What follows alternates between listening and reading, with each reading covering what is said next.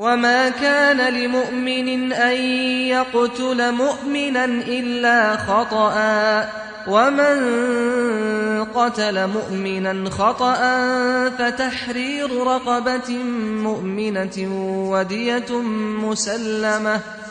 ودية مسلمة إلى أهله إلا أن يصدقوا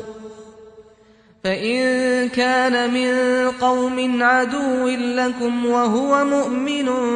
فتحرير رقبة مؤمنة وإن كان من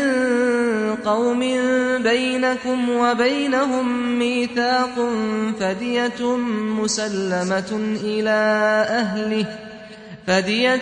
مسلمة إلى أهله وتحرير رقبة مؤمنة فمن لم يجد